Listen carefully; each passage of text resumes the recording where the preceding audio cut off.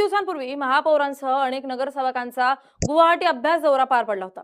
याच दौऱ्यावर राष्ट्रवादी काँग्रेस शरद पवार गटाच्या जिल्हाध्यक्ष सीमा आहूजा यांनी आक्षेप घेतलाय। जनता दरबारातच त्यांनी महापौरांना जाब विचारला। 65 लाख रुपये नेमके कुठे खर्च झाले? हे पैसे जनतेचे आहेत, त्याचा हिशोब द्या असा थेट सवाल त्यांनी केलाय। या प्रश्नानंतर सभागृहात शिवसेना आणि राष्ट्रवादीत शाब्दिक चकमक उडाली। सभागृह नेते अरुण आषाण यांनी महापालिकेकडून खर्चाची माहिती घ्यावी असा सल्ला दिला। मात्र सीमा आहूजा यांचा पारा चढला। याचं उत्तर हवं असेल तर माझ्या कॅबिनेटमध्ये जा असं उत्तर येताच वाद आणखीनच तीव्र झाला। या विषयावर सीमा आहूजा यांच्यासोबत बातचीत केली आमचे प्रतिनिधी संदीप साळवे यांनी। पाहूया। महानगरपालिकेच्या वतीने महापौराचा एक जनता दरबार जो आहे इथं भरवण्यात आलेला होता। महापौर आपल्या भेटीला त्या महापौर ज्या जनता दरबारमध्ये अनेक नागरिकांनी प्रश्न जे ते उपस्थित केले, त्यामध्ये देखील एक नागरिक आपल्या सोबत आहे। त्यांनी एक महत्त्वाचा प्रश्न जो आहे तो उपस्थित केलाय। काय नेमका तो प्रश्न आपण त्यांच्याकडून जाणून घेऊया। काय आपण तो प्रश्न उपस्थित केला? बघा, उल्हासनगर शहरमध्ये प्रश्न भरपूर आहेत। तसं म्हणायला गेलं रोड आहे, गटार आहेत, कुठे कुठे बिल्डिंग पडतायत, बांधकाम बरोबर नाहीये, बरेच काही प्रश्न आहेत। ते प्रश्न तर आहेतच, पण माझा एक प्रश्न होता महापौर मॅडमना की तुम्ही गुवाहाटीला गेले होते तेव्हा तुमच्या बरोबर सगळ्यांचे नातेवाईक पण होते, नगरसेवकांचे।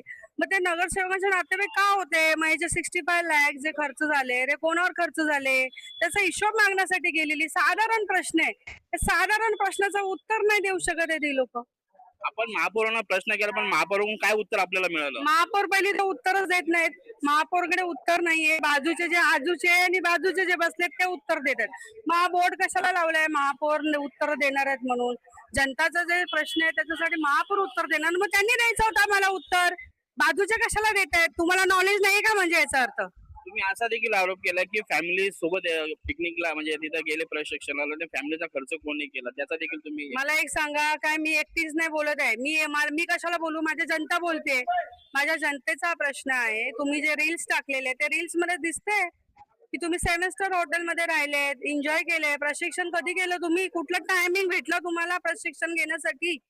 महापौरने एक इंटरव्ह्यू मध्ये देखील सांगितलं होतं की आम्ही एक साध्या हॉटेलमध्ये होतो आणि कंटिन्यू प्रशिक्षणामध्ये होतो। त्यांनी बाईट देखील दिली होती, त्यावर आपलं काय म्हणणं? बरं, मॅडम बोलतील की मी साध्या हॉटेलमध्ये राहिले। तुम्ही मला सांगा, तुम्ही रील बघितली का? ती त्या रील मध्ये बघा 7 स्टार हॉटेल दिसतंय। त्या 7 स्टार हॉटेल मध्ये एंट्री काय? एंट्री म्हणजे काय फक्त बघायला गेलेले का हॉटेल? राहायला जातो ना जेव्हा आपण एंट्री करतो, चांगल्या बॅगा दिसतात त्यांच्या, मोठ्या मोठ्या बॅगा। हा जनतेचा पैसा आहे, हा जनतेचा पैसा आहे।